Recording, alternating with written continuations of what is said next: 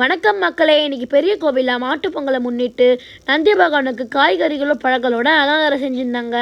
அப்புறம் பெரிய கோபுரத்தை தரிசனத்தையும் பார்த்துட்டு நாங்கள் ஒரு சின்னதாக ஆட்டோவில் கிரிவலம் போனோங்க.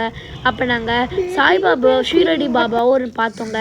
அப்புறமா நாங்கள் அடியண்ணாமலைக்கு போனோம். அங்கே தீப தரிசனம் இடம் இருக்குது, எனக்கு தெரியாது. அது ஒரு ஆச்சரியமாக தான் இருந்துச்சு. அப்புறமா அங்கே இருக்க சில ஸ்பேஸ்லாம் எனக்கு ரொம்ப ஆச்சரியத்தை மூட்டுச்சு. இவ்வளோ பயங்கர ஸ்பேஸு, கலைக்கூடங்களோ அவ்வளோ அழகாக இருந்துச்சு, தத்ரூபமாக இருந்ததுங்க. அப்புறமா அந்த நேரத்தில் அண்ணாமலையார் கிரிவலம் வந்தார். திருடல் முடிச்சுட்டு அம்மன் கதவு சாட்டிப்பாங்க. அண்ணாமலையாருக்கு திருடல் முடிச்சுட்டு அப்படியே கிரிவலம் வருவார். அப்போ அரியண்ணாமலை தங்கிட்டு தான் அவர் போவாராம். அதுதான் விதி. இந்த மாதிரி நாங்கள் போகும்போதே அண்ணாமலையார் நாங்கள் பார்த்துட்டு ராஜா மாதிரி அழகாக இருக்காரு பாருங்க. பிரியாவுடைய அம்மனோட இந்த அழகு அந்த சொல்லவே முடியாதுங்க. திருவண்ணாமலைன்னா அலங்காரம்னு சொல்கிற மாதிரி அழகான அந்த திருமுகத்தை பார்க்கறதுக்கு எத்தனை பேர் வருவாங்க தெரியுமா? இந்த மாதிரி இந்த அண்ணாமலையாரே நல்ல கிரிவல பாதையில் இருக்கிறதா மக்களையே தேடி போகிறாங்க. சரிங்க, இந்த மாதிரி தான் நடந்துச்சு. பாய்ங்க.